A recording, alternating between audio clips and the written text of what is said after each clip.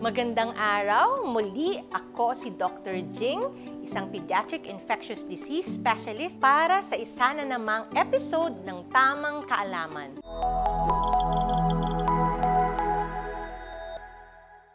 Sa dami ng pasyenteng nakita ko na nagkaroon ng COVID-19, lalo na ang mga bata, hindi natin alam kung sino sa kanila ang mag-worsen ang kondisyon. Paano kaya kung sa inyong tahanan naman nagkaroon ng COVID-19, ano ang maaari ninyong gawin para i-disinfect ang inyong tahanan at i-prevent ang further spread of COVID-19 sa iba pang mga miyembro ng inyong pamilya? Una, syempre mahalaga na kung ang isang miyembro ng pamilya ay nagkaroon ng simptomas ng COVID-19, lalo na yung confirmed COVID-19, ay mayroong nakalaan na kwarto o room para sa kanya na mayroong sariling restroom or bathroom.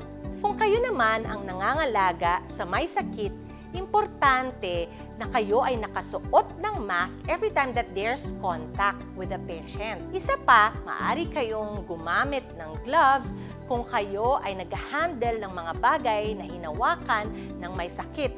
Or mas mahalaga na kayo ay naghuhugas ng kamay gamit ang tubig at sabon o kaya na may nagdi-disinfect every time you touches objects touched by the person who is sick. Halimbawa naman, naka-recover na ang inyong mahal sa buhay against COVID-19. Ano naman ang paraan para mag-disinfect? Hindi nyo kailangan gumastos ng malaki upang bumili ng mga mamahaling disinfecting solution. Maaari kayong kumuha ng bleach, yung ordinaryong bleach na ginagamit ninyo sa paglalaba.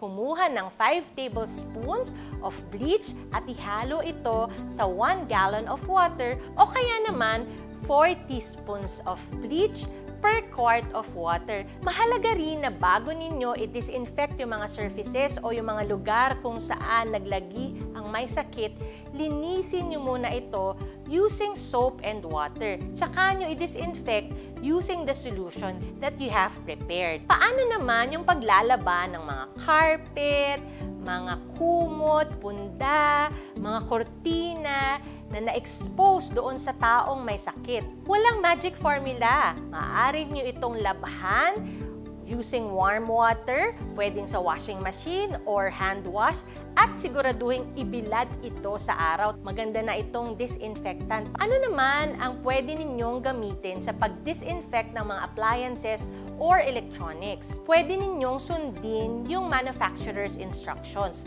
kung paano lilinisin or i-disinfect yung inyong mga kagamitan. Kung wala naman, ay maaari kayong gumamit ng mga alcohol-based solutions tulad ng 70% isopropyl alcohol. Pag nililinis ninyo ang inyong mga gadgets, pwede kayong gumamit ng mga disinfecting wipes. Or pwede rin namang basahan or tissue at basain ito ng alcohol at linisin ang inyong mga gadgets or iba pang electronics sa bahay. Ngayon naman pag-usapan natin yung mga nauso, yung mga pandemic trends, yung mga binibenta and saying that it will protect oneself from COVID-19. Una na dito yung tanong about, kailangan ko bang magkaroon ng UV lamp sa bahay? Actually, the technology behind the UV lamp is intended for healthcare facilities. Ginagamit ito tuwing nililinis yung mga ospital pagkatapos ma-discharge ang isang pasyente. Wala pang direktang evidence to show that it actually helps. So, hindi pa rin nire-replace ng UV lamp ang manual cleaning. What about yung mga HEPA filters? Yung HEPA filters, it's just an added or an adjunct means in order to protect you or your family against COVID-19. Again, hindi nito nire-replace ang magandang ventilation or air circulation. Ang ginagawa nito is filtering the air. Pero kung gusto ninyong maganda ang daloy ng hangin, mas maganda na ring buksan ang inyong mga bintana at hayaan ng natural air pumasok.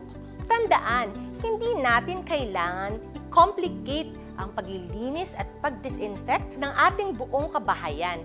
Hindi natin kailangang bumili ng mga mamahaling disinfecting solutions. Maaaring mayroon na kayo ng mga ito sa inyong bahay at ang importante lamang ay sundin ninyo ang mga tips na aking naibahagi. Thank you for watching. Muli, ako si Dr. Jing. Lagi nating tandaan, kung may tamang kaalaman, may tamang alaga.